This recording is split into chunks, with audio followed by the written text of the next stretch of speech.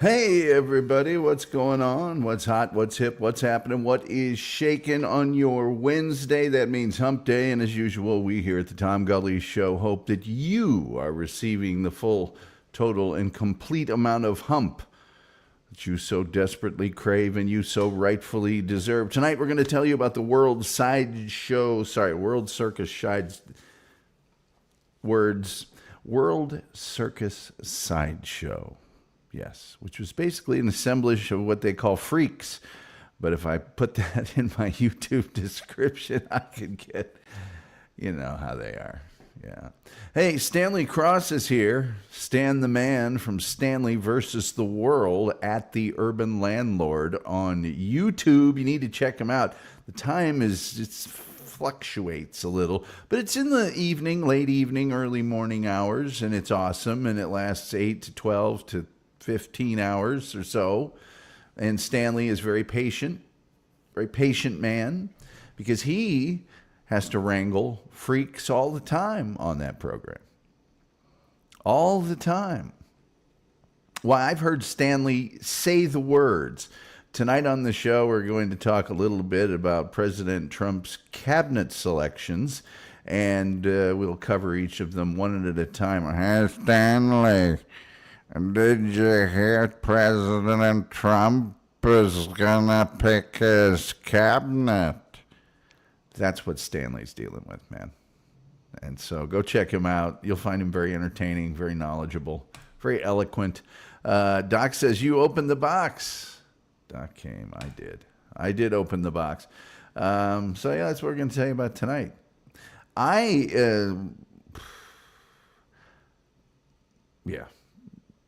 We're evaluating the veracity of the Tom Gulley Show, and whether this ought to be a thing anymore. I'm going to think about that until next Friday, not this Friday, next Friday, and then we'll either soldier on or we'll just drift off into the sunset. Which brings us to the topic of today's program, because there are people on the internet that are freaks. They are abnormal.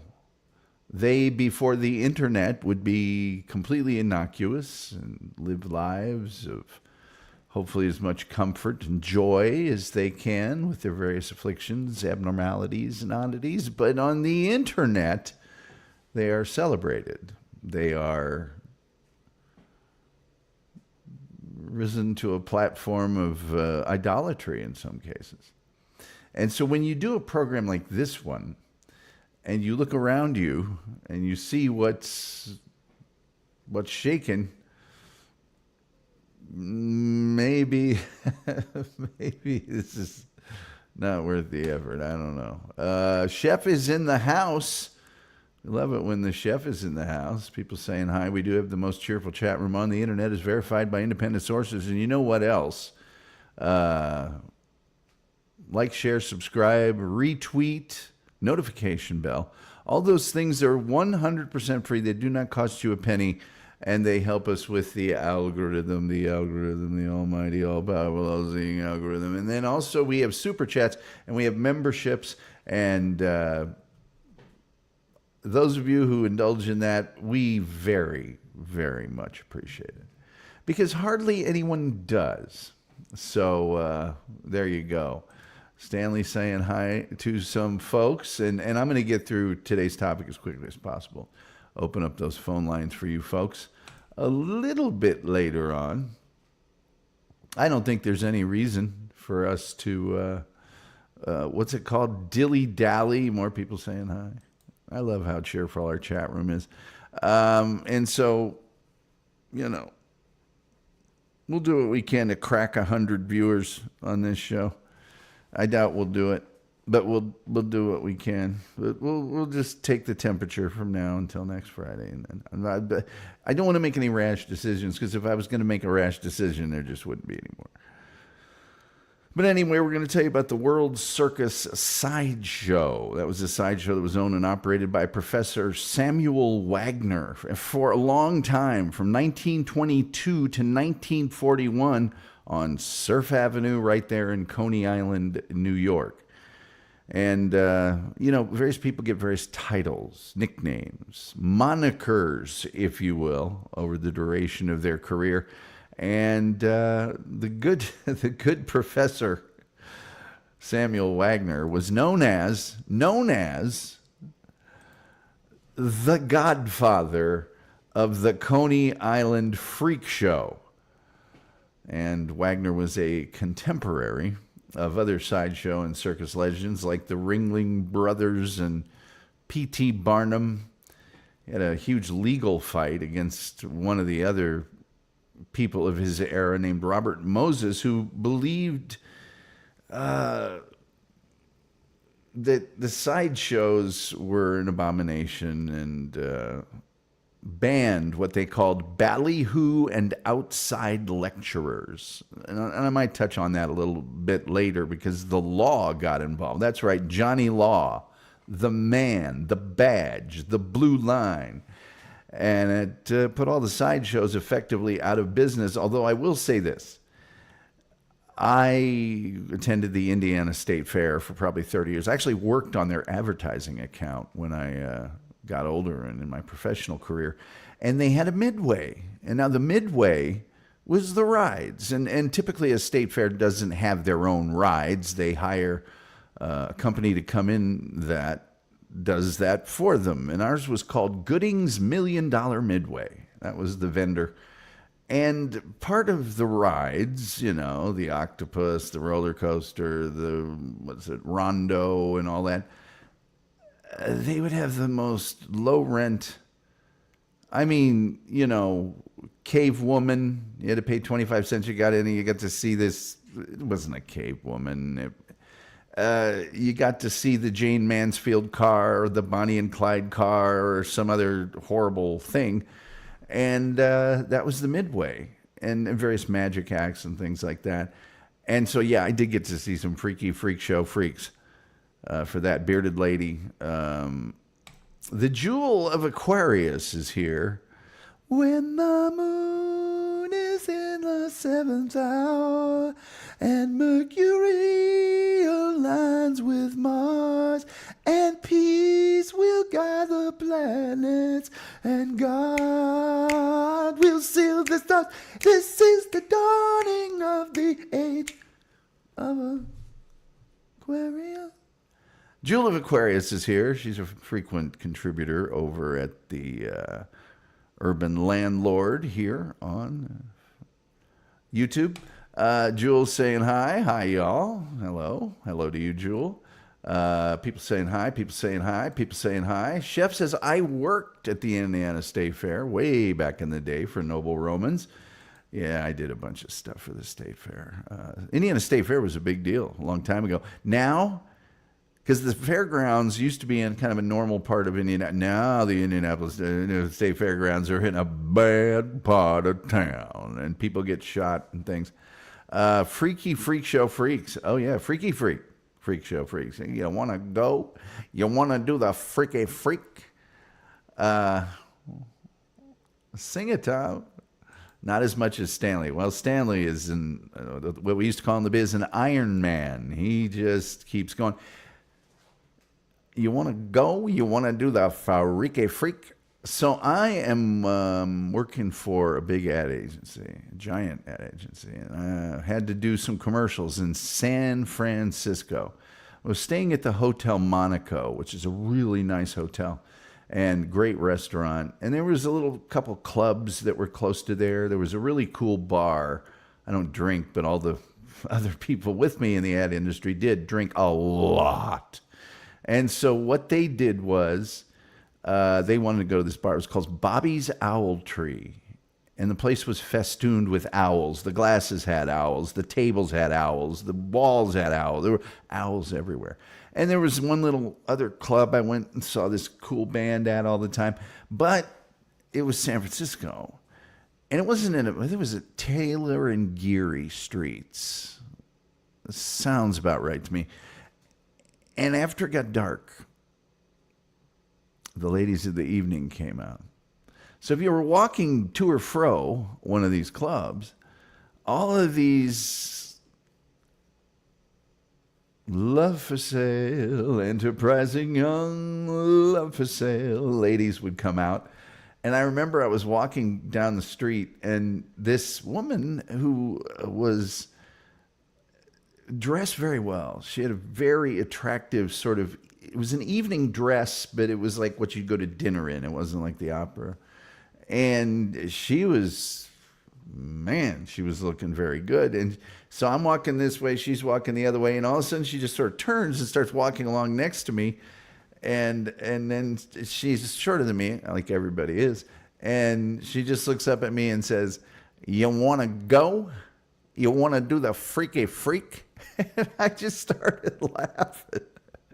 I didn't, and then I'm pretty good in those situations. I said, "Baby, I can't afford something like you. Come on now. Come on now."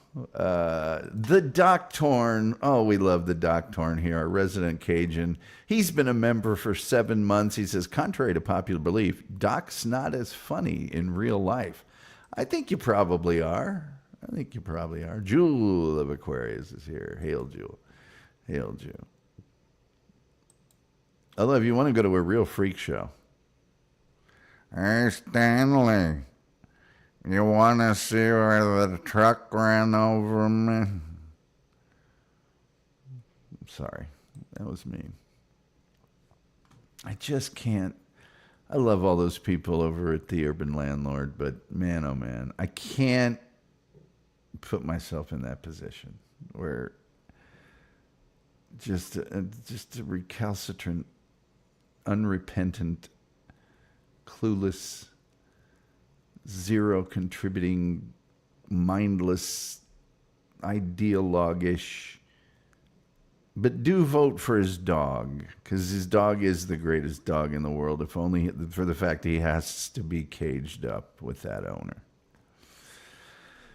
Back to the World Circus Sideshow. So, some of the notable acts. People saying hi. Group hug. Yeah, let's have a group hug. Chalk talk. Let's call it in. Some of the most notable acts at the World Circus Sideshow. It really is the best 13-man impression. Well, thank you. Oops. Well, it's 12, and it's not 12-man, it's 12 steps. Pip and Zip were notable. They were, they suffered from microcephaly. It's a very tiny head, and they were known at the time as pinheads, which I'm sure is a pejorative term now. Also, one of the biggest acts there was Prince Randian. Prince Randian, not to be confused with Prince, the noted pop singer. There was Prince Randian. Do I have to even mention why he was? Do we really have to? Do you know what 13 steppin' is? Well, I have my definition. I don't know that it would jive with yours. Another of the big acts there, and I mean big in several ways, was a woman by the name of Lady Olga. And Lady, I guess, she was a bearded lady. Yes, the artist formerly known as Prince. AA for skin. I don't know what that means. Harry Bolson, the Spider Boy, also a big act there. Baby Doll, the polka-shoed queen of the avoirdupois, which was the avoirdupois was a instrument they used to weigh things. It's kind of almost like a scale. It is kind of a scale. There was Forrest Lehman, the armless wonder. Flo Lambert, a contortionist. She could contort. And by the way, if you've never seen like a truly, that's one manly queen. Well, yeah, that's what lady. That's one manly lady. It was Lady Olga. these contortionists at the freak show, man, they could do the freaky freak probably, because they could contort in ways that boggle the mind. There was a woman by the name of Myrtle Corbin. And Myrtle Corbin, speaking of doing the freaky freak, she, the poor lady, was born as a dipgus. And that just means that she was born with two separate pelvises side by side from the waist down. And it was a result of her body axis getting split as it developed. Each of her smaller inner legs was paired with one of her outer legs. So that's two pelvi, but it's not a small pelvis in the middle and a big one on the outside. It's the left-hand side is a pelvis with a big leg and a small leg, and the right hand is, respectively, the same thing. So Myrtle Corbin, good old Myrtle. Really, Chef is saying, what's a freaky freak?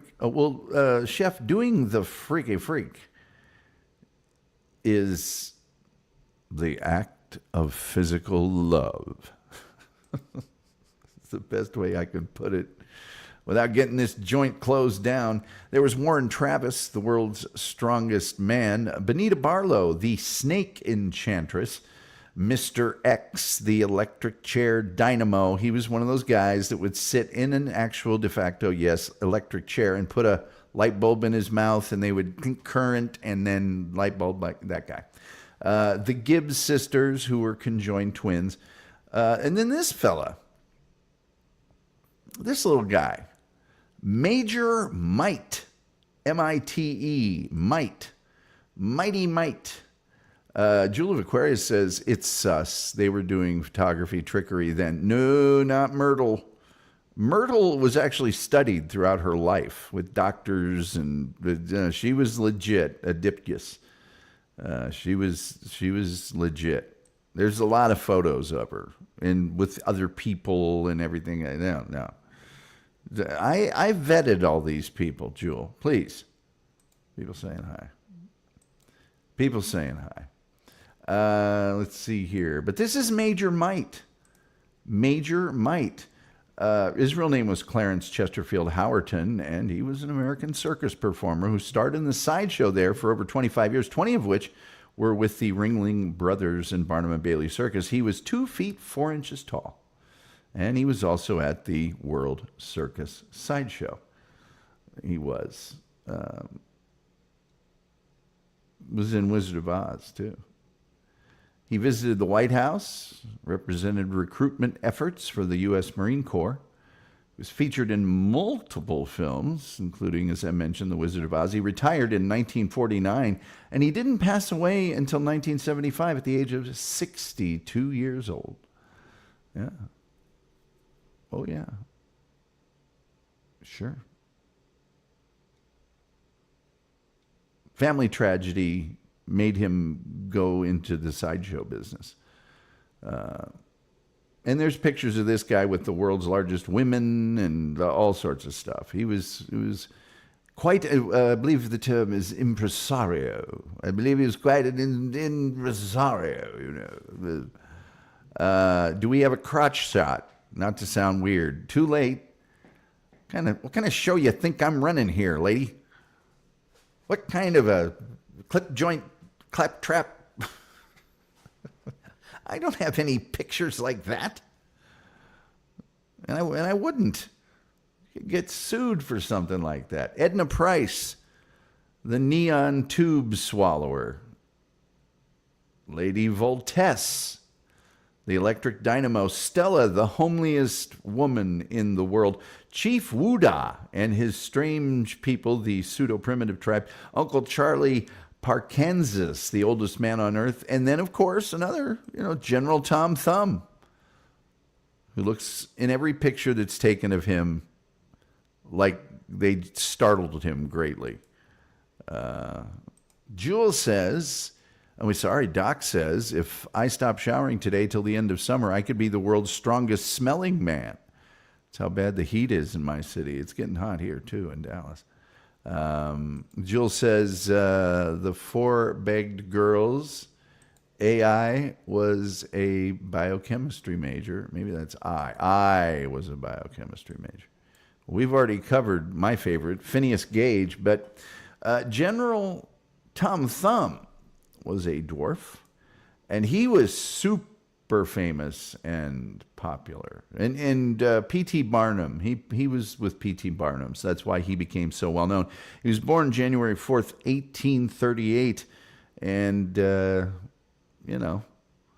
his parents were medium height, and he was 3 feet, 4 inches tall, so he towered over Major Might.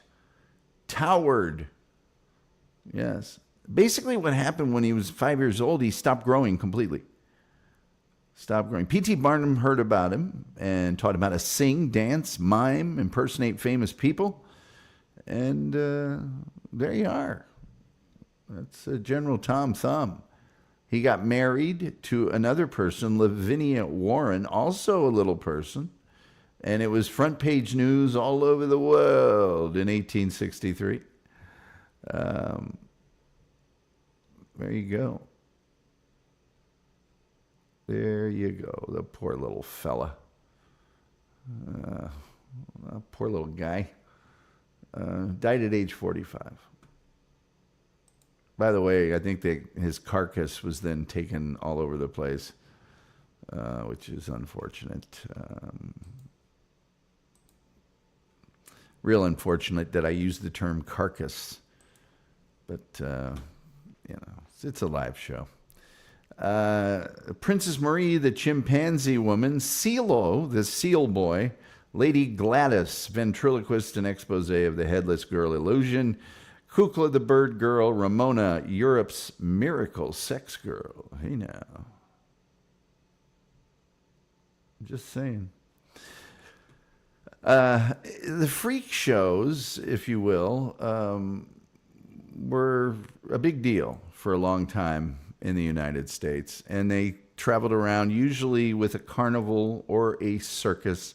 As they became more sort of seen as not nice, that's when, they went to the carnival route.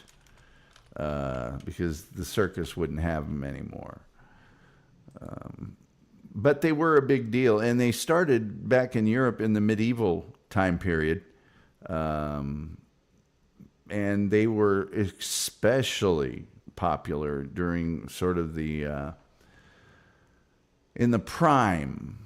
In the prime was sort of like from the 1880s to about the 1830s. But by 1940, they started to lose their audience, and like regular people just sort of found it distasteful to see things like this gentleman or woman, I don't know, smoking a pipe with the plate lips. And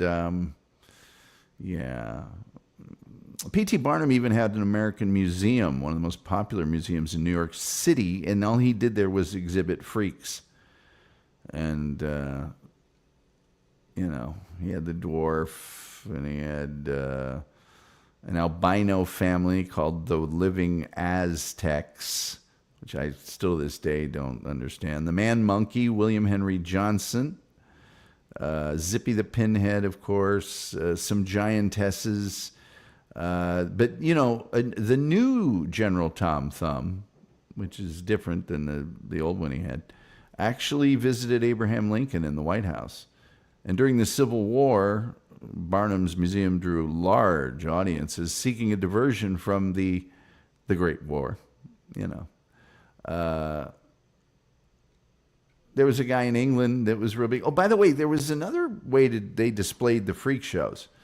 And that was called the Dime Museum, okay? And so in a dime museum, the freak show performers were like presented as an educational display. And it was a really cheap admission. And it was a ton of things. It wasn't just the performers. There was dioramas and relics and paintings and stuffed animals and waxworks and all sorts of like theatrical performances and stuff. And in the 1870s, the dime, museums grew and grew, and they were available coast to coast. There were more dime museums than anywhere in the world in New York City, which was the capital, and they were big. The freak shows were the main attraction of most dime museums from about 1870 to 1900, with the human oddities that I've just displayed before you being the big draw. And then they started doing things like bringing in like snake charmers and hypnotists and fire eaters and so-called cannibals, promoted as being from Africa, which never were. The lecturer, and these were put on as lectures to avoid certain laws. In the circus, these were normally called sideshows, and the largest sideshow was with the largest circus, Ringling Brothers, Barnum and Bailey, which doesn't do anything anymore. They don't tour anymore. There used to be 2 full circuses that would tour the country. They're not doing it anymore. But what with the American public seeing most of these people as suffering from really unfortunate disabilities. Oh, wait, Chef's got to go. See you later, Chef. Later. See you. Good night. Cook up something good. There were laws, and these laws were actually meant to protect the dignity of some of these people. And some of these people were like, forget my dignity. This is the only way that I can earn money. You don't have to worry about my dignity so much. I'm making bank here, Ooh, Chef has to do a wedding for 125 people tomorrow. That's a lot of White Castles. Let's see here. The Tom Gulley Show. Have you covered the incubator babies? Not yet, but I have covered the thalidomide babies. So these people that some thought needed protection, they came up with some laws. And it's a little ironic to me that while trying to protect their dignity, the name of these laws were called ugly laws. That's what they were called. Ugly laws. And they weren't laws that weren't well written. They were laws about ugly people. And starting in the 1860s, they banned those that were diseased, maimed, mutilated, or in any way deformed from public view. And it made it impossible for these people to support themselves. But exhibitions were an exception to the ugly laws. So although freak shows were, entertainment, they were also the way these people, as I mentioned earlier, could be employed. There was no Social Security. There was no workers' comp. There was none of that. So by virtue of that, freaks were seen to have profitable traits with an opportunity of becoming a celebrity and obtaining fame and fortune. Really one of the few jobs for dwarfs. The salaries of the dime museum freaks at the time would be from $25 to $500 a week, which was huge. That was more than like actors and actresses were making. So there you go. People saying hi. Chef, you got this. People saying hi. People saying hi. People saying hi. Why are they saying hi? Well, of course, because the Tom Gulley Show is, of course, the place where you'll find the most cheerful chat room on the internet, is verified by independent sources. Chef says, I'm out of raviolis, so maybe I will order some White Castles. Good idea. White Castle's always a good idea. Terry Nee is here. Always good to see Terry. He says hi, people. Say hi to Terry, everybody. And there we go. Historically, we can go through some of this stuff, but before we do, like, share, subscribe, retweet, notification bell, all the free things that help us with the algorithm, the almighty, all-powerful, all-seeing algorithm. Plus, we do have super chats. We do have memberships. That's the lifeblood of this show, and probably one of the reasons we will stop doing this show, if indeed that we stop doing it next Friday, not this Friday. Or you can turn on your gifted memberships. Maybe somebody will do you a favor and gift you a membership so I can work on the weekend. In the 1630s, there was a gentleman by the name of Lazarus Colloredo, and his co-joined twin brother, Johannes Baptista, they were attached at the sternum, which is a bad place to be. The sternum, right? The breastplate, whatever. Toured Europe. 1704 to 1718, Peter the Great collected human oddities at the Kunstkammer in what is now St. Petersburg, Russia. 1738, the exhibition of a creature who was taken in a wook at Guinea. 'Tis a female, about 4 feet high, in every part like a woman, excepting her head, which resembles an ape. An ape, I say unto you. What do we got here? People saying hi. People saying hi. Rumple Trenchcoat is here with us. A Columbo podcast. Boy, you guys, everybody that watches, they just love this show. So check them out here on YouTube. Give them a subscribe. Hit that like button, and hello, folks. Jewel is saying hi. The Wolf is saying hi to Rumple Trenchcoat. Chef says, good night, Gracie. I'll let you know how it went tomorrow. Please do. Please give us an update. Jules says, Cabinet of Curiosities, not to be confused with the Cabinet of Dr. Calgary. Jewel of Aquarius says, I kind of wish I lived back then. And the Wolf says, Freaks, a very perv movie. One of us, one of us. Anyway, 1739, Peter the Great's niece, Anna Ionovna, had a parade of circus freaks escort Mikhail Alexeyevich, and his bride Avdotya Ivanova Buzanova to a mock palace made of ice. 1810 to 1815, Sarah Bartman, also known as Hottentot Venus, was exhibited in Europe. 1829 to 1870, the original Siamese twins, Chang and Eng Bunker, were co-joined twin brothers who started performing in 1829.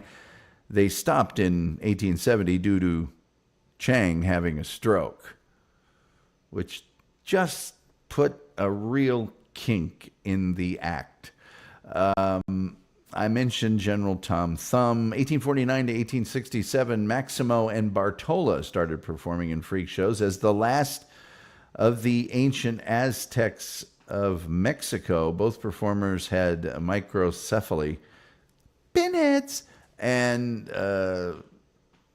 they quit performing in 1867 after they were married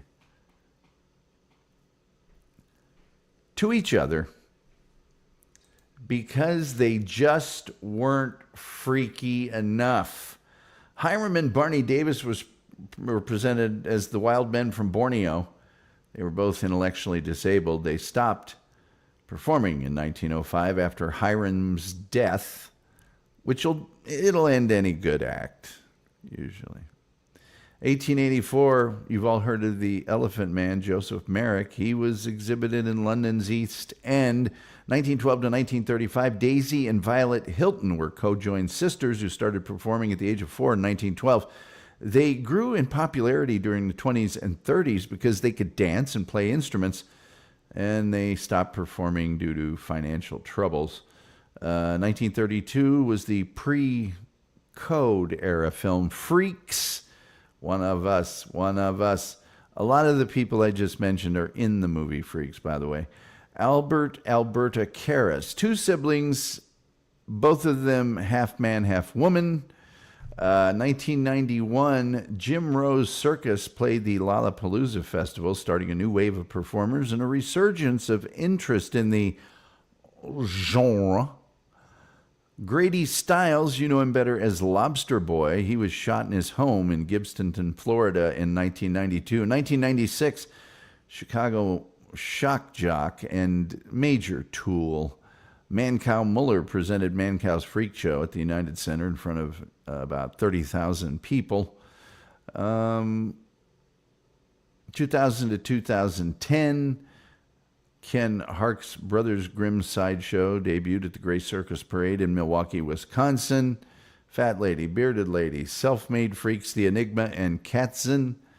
Half-Boy Jesse Stitcher, and Jesus Chuy Aceves, the Mexican werewolf boy. You may have seen photos of him.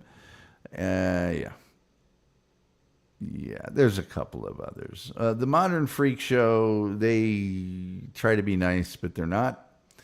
And there is a season of American Horror Story called Freak Show that focuses on, wait for it, freak shows. So a lot of people thought that perpetuated the term freak, and it was bad. It was a negative view of disabilities, which of course it is. So, but it's also major bank in the great conflict of capitalism in our fine nation. And that's really all I have to tell you about the World Circus Sideshow and freak shows in general tonight. So I'll get to some of your insightful, appropriate, well thought out comments in just a second. Just a second. Jewel of Aquarius says, Kim, does he call you Wolf because of the closeness of your last name, or is there another reason? Just curious. I probably should let him answer that, but I'll answer it in a second if he doesn't. Jewel of Aquarius, you mean Cher's son? Just kidding, just kidding. Chastity? It's Chad now, I think. Jewel of Aquarius says, Man Cow told some crazy stories about the power structure. Man Cow is just a dolt. Man Cow, I'm a shock jock. Oh, but now I'm a political commentator. Dude, you had a sidekick named Turd on your show for 25 years, and now you want me to take you seriously about politics. Not gonna happen. Not gonna do it. Rumple Trenchcoat says, the American Horror Story season about Freak Show was disappointing. It seemed like so much wasted potential. Isn't that always the way? The Wolf says, I have many nicknames. The most used is the Wolf. It was given to me by the Mule, short for Animal Andy, because he said the look of glee as I crushed people playing football was like the look, of the big bag wolf had on his face before eating Red Riding Hood. Rumple Trenchcoat says, I'm glad I'm not the only one who really doesn't care for Man Cow. There's a lot of people that don't care for Man Cow. And you're looking at one righty. Righty. I'm telling you, righty. Right on his face, righty.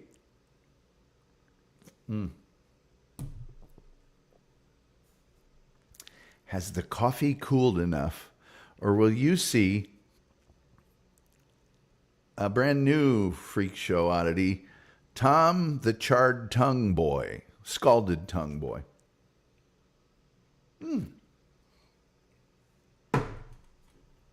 Perfect. Yeah, the Wolf's got a lot of nicknames. Martin, Mr. Brown. There's a lot. There's too many to list. I don't have any nicknames that you know of. Phone lines happen to be open at 972-994-6822 if you'd care to call in. Or if you would not care to call in, the phone lines still remain open. So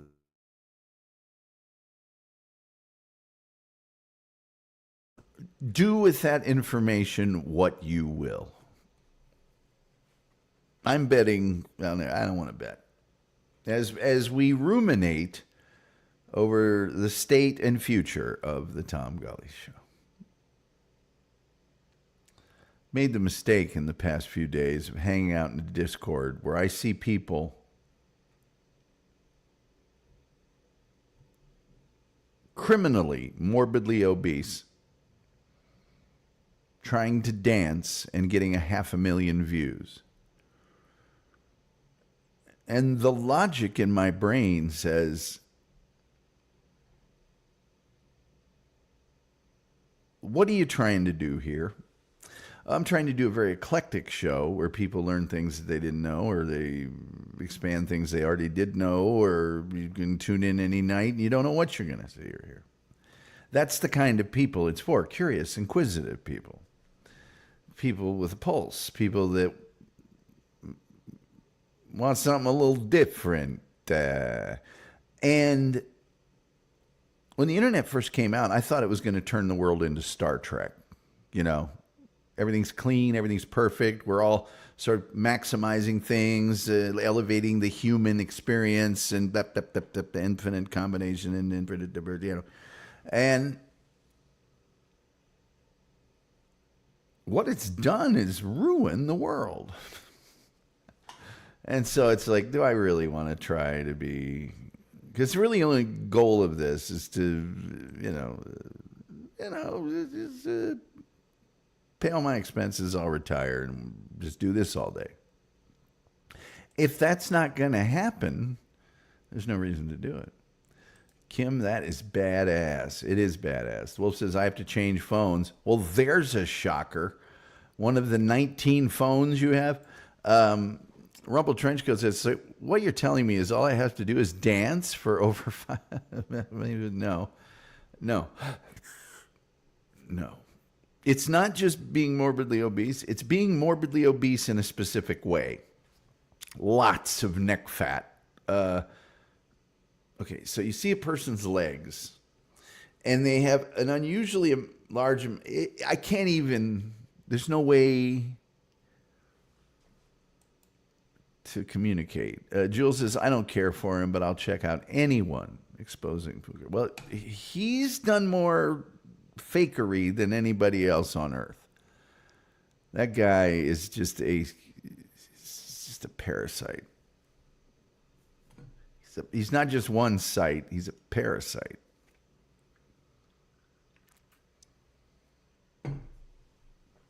So yeah, what's going to be on tomorrow's show, you might wonder? Well, I wonder that too. I guess we'll just do overrated, underrated. We do that on Thursdays a lot, so we'll just go ahead and do that. And it will just not get that many views. And then I'll do a show about belly button lint, and it'll get a lot of views. I don't know what I'm doing here, folks. This should be pretty clear to everybody by now. Or I could get in a whole bunch of internet slap fights with really not very bright people who have a stated goal of causing as much human misery as they can with other people. That seems like a great use of my time. Now, what I might do is a whole bunch of pre-recorded stuff. Little documentaries and things. Maybe I'll do that. I don't know. We're just evaluating some things. And if you guys have any suggestions, man, I'd love to hear them, because I have no freaking... there's just no... who really... I don't know. Let's see here. I have to change phones, views. Doc Torn would like a show on haggis. Doc Torn, not tomorrow. Or should it be tomorrow? I tell you what, let's make it tomorrow. Tomorrow, we're going to do a show on haggis. And then Friday, we'll do overrated, underrated. That's how you get rewarded for loyalty in the world, folks. Doc Torn's saying hi to a lot of people. That's how you get rewarded for loyalty. You get a show on haggis. I doubt there's Cajun haggis, but I don't know yet. Haven't researched it. See, I actually have to work on this show. I actually have to do a little research, a little this, a little that. I don't have a staff. It's all coming from right here.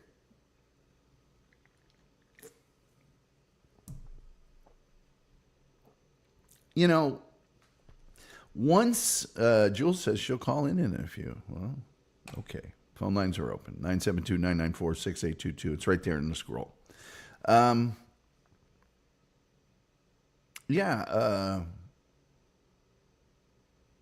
Cajun haggis, really?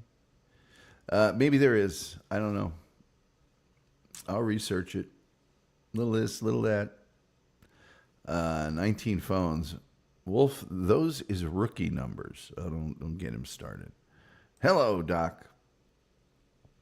Yeah, so people saying hi. People saying hi. We're going to try to get out of here top of the hour. The very top of the hour. Look, folks, we all knew once you have rumpled trench coat on, once you have RTC himself and his sister Adrian on, it's all downhill after that. You know, you might as well pack up your tent and go home. Things are never going to be that good again.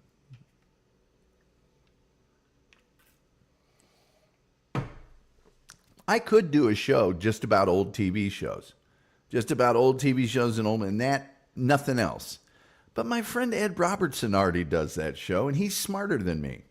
The Wolf says, are we now discussing sheep intestines?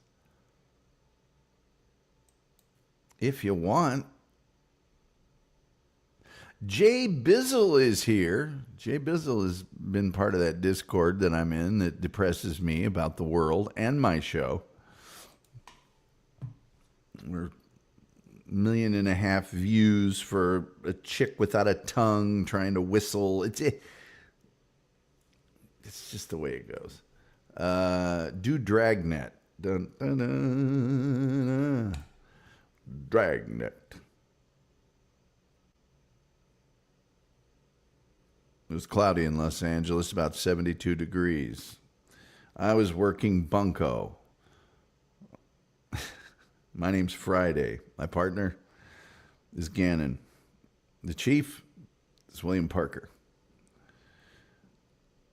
Anyway. There's a million stories in this. I used to have a big Dragnet. I still have it. I could play it. Big Dragnet clip.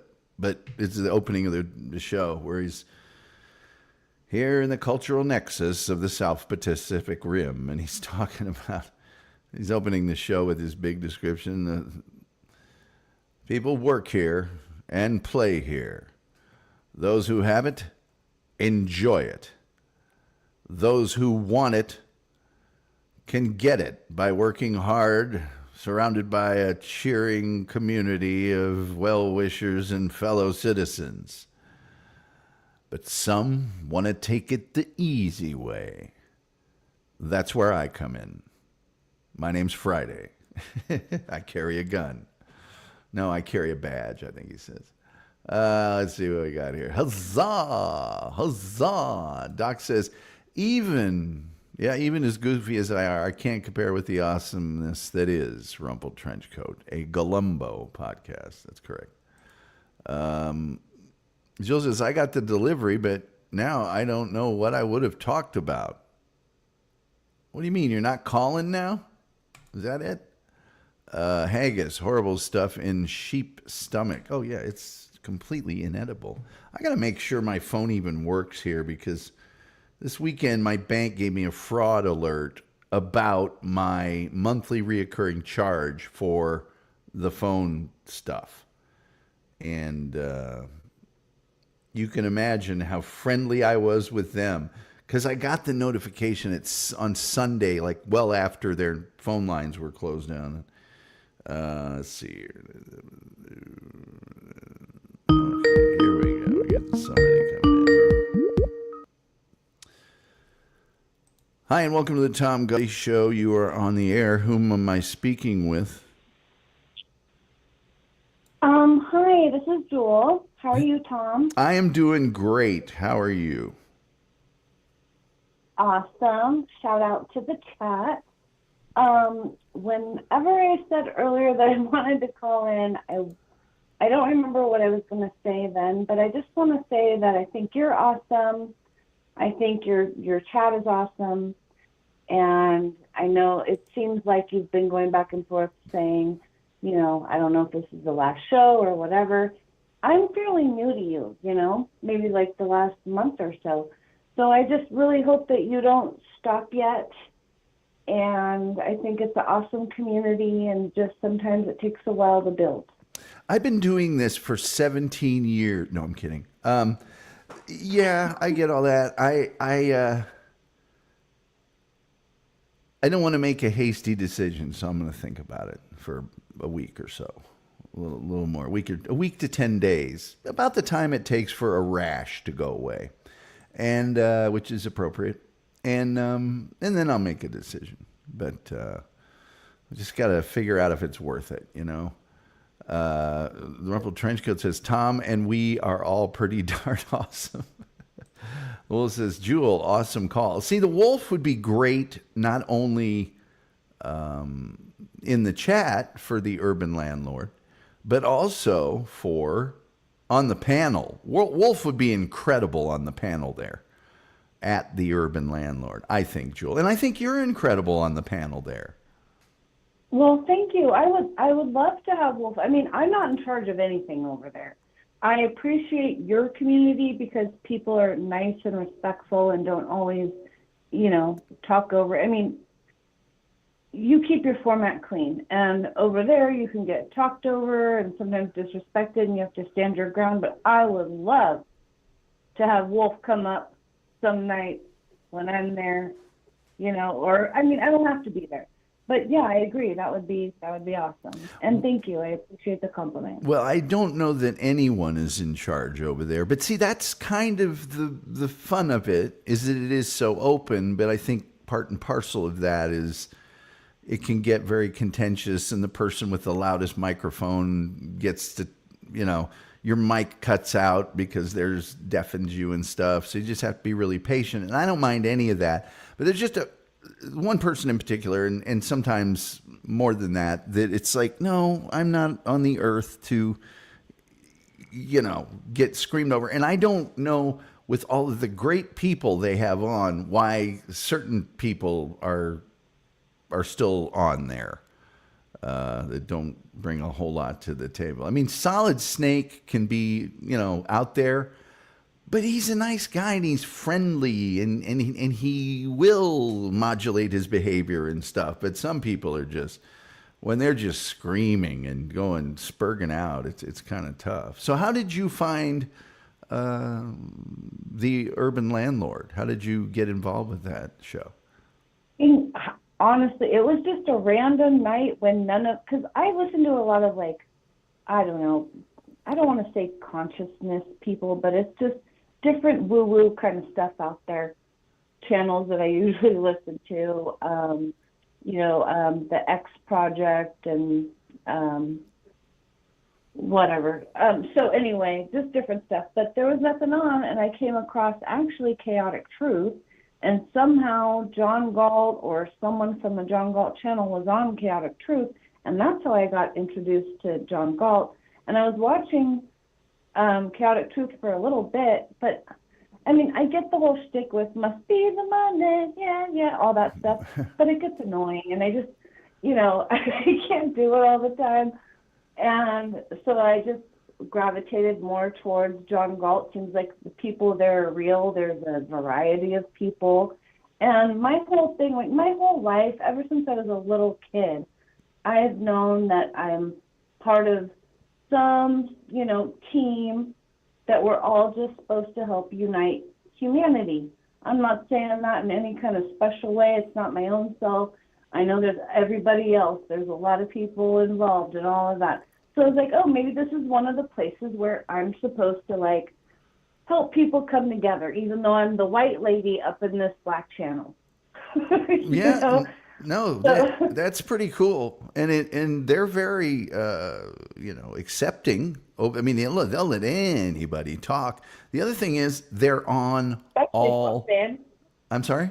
I said especially 12th man. As you noted, and I love your impression. I know Joel, do you have a telephone? Because if you do, you can call in.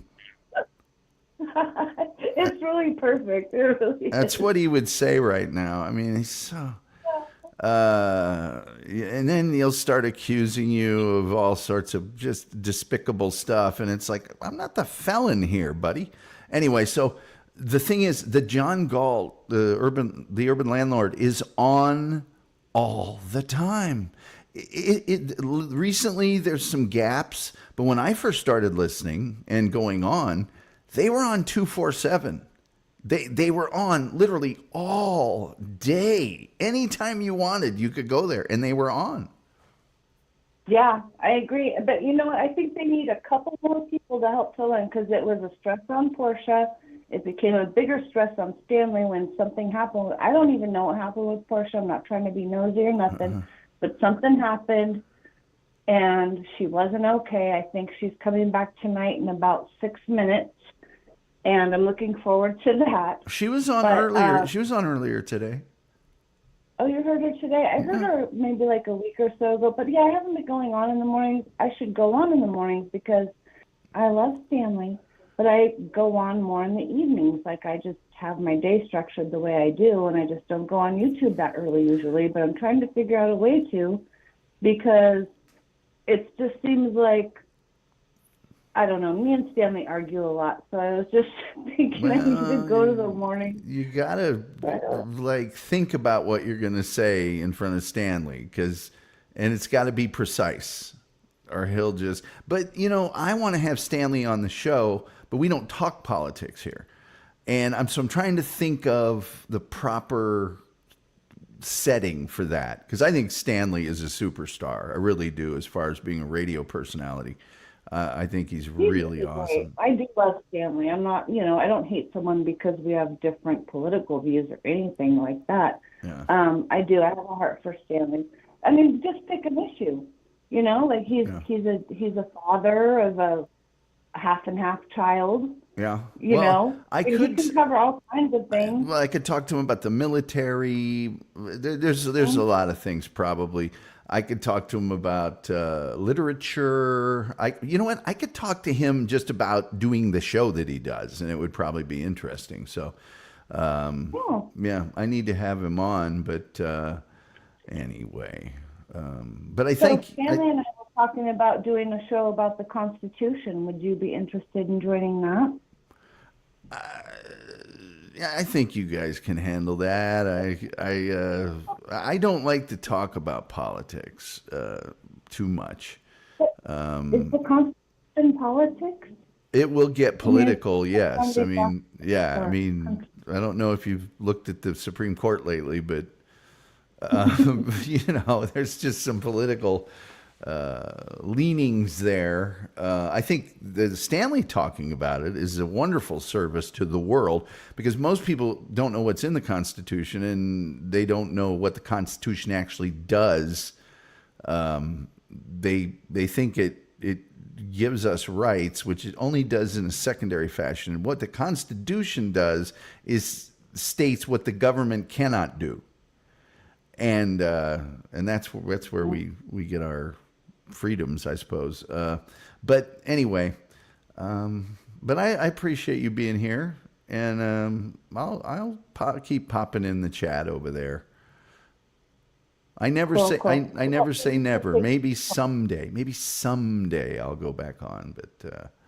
But what if we set it up to where we knew 12th Man wouldn't be let up on the panel? Well, I don't want to deprive him of whatever thing he's doing. It's somebody else's decision.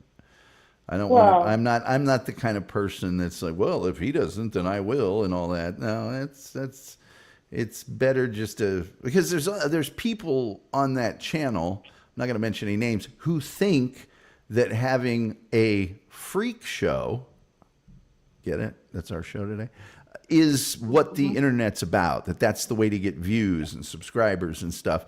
And to a certain extent, that's true, but what quality are those subscribers? Are they people that are going to be there all the time? Are they people that really want to have thoughtful discourse? Or do they just, bred in circuses? Do they just want to see, the carnage? But anyway. I hear you. All right. Well, I'm going to let you. Looking that way. I'm just looking at how, I can try to spread love throughout humanity in different places. So please don't judge me for being over there. Anybody in the chat. I'm not saying you. I love everybody over there. I don't judge anybody for being over there. I think it's a great place. I enjoy being in the chat, and that's just fine for right now. Right on. All right. Well, thank you for having us. Good night, chat. Good night, everybody. Anytime, Jewel. Thank you for calling. Okay, have a good one, Tom. Thank you. Too. Bye-bye. Bye-bye. That was the Jewel of Aquarius. And the moon is in the... I'm closing the phone line. Oh, wait, Rumpled Trenchcoat. Oh, my goodness. Well, Rumpled Trenchcoat definitely gets the point. He gifted 5 Tom Gulley Show memberships, which means I guess I have to do the show for another month. Rumpled Trenchcoat has been so generous, as many in the chat and followers have. It's really amazing. I just need 1,000 more of you. That's all. If you guys could get to cloning yourself, it would be a real big help. Let's see here. Rumpled Trenchcoat says, great for calling in. Jewel. The Wolf says, unfortunately, when accountability is taken away, you see what is truly in the hearts of humans. Well, who knows what evil lurks in the hearts of men? The shadow knows. I'm going to go ahead and put that URL for the urban landlord. Now, if you go over there, tell him Tom Gulley sent you. I do need that. Thus the internet. Yes. Unfortunately, when accountability is taken away, you see what's truly in the hearts of humans. And thus the internet. Hardly anyone knows what the Constitution is. That is correct, Wolf. That is very correct. And the reasons those things happen, and also why it's especially in these times we live in right now, almost impossible to get a congressional, to get a constitutional amendment. You can have the Supreme Court legislate interpretation of the Constitution, and right now that's going to be very conservative, but which I don't like. And I don't like it because of the conservatism. I like a split Supreme Court. I like it to be 5-4 in either direction, so that if there's somebody that's in the middle, I don't like it when it's a royal flush all the time. Good night, Jewel. Great that you called in. It was great. It was great to hear from her. She's a very, very intelligent lady. And wanting to bring humanity together. I think that's an admirable goal. Never gonna happen. I've met humanity. Have you? Have you been at 7-Eleven lately? In this country, we couldn't agree on a flavor of ice cream.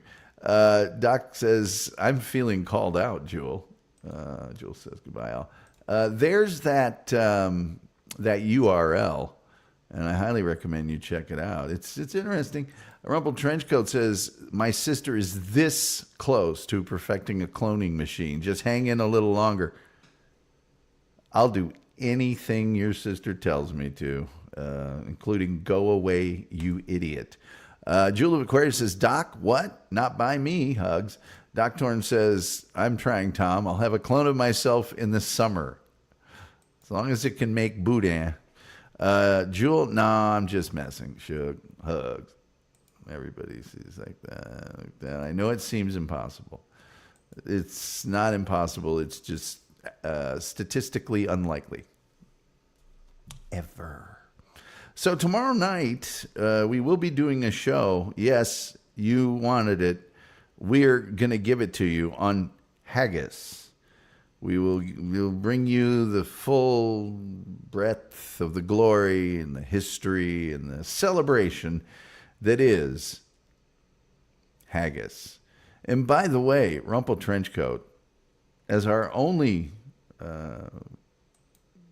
benefactor this evening, yes, we're giving you the point in full screen without banner.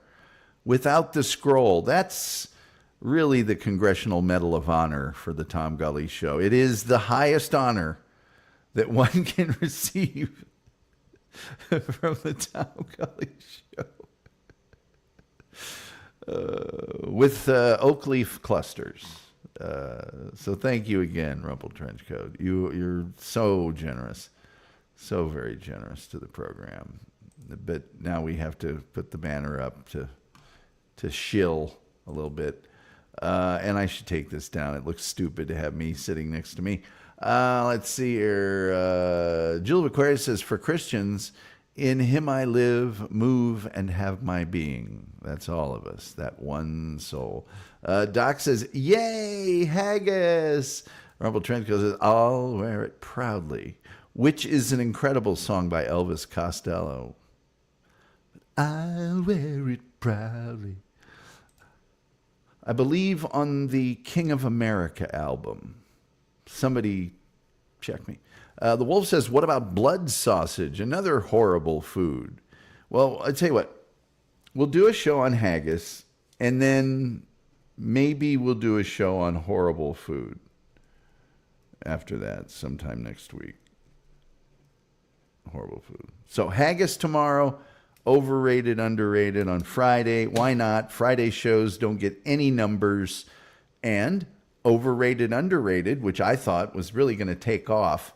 It also has been widely unviewed by the population in general.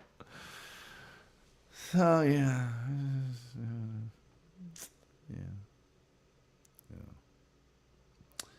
Yep, that's what's going on. So anyway, I'm looking at that old clock on the wall, and it says, well, like the Reverend Al Green, it's time for me to get on up out of here. You do not have to go home, but you can't stay here. I do hope you have a wonderful conclusion to your hump day today. And with all that being said, I think the only thing left to say is, till next time, we'll see you next time.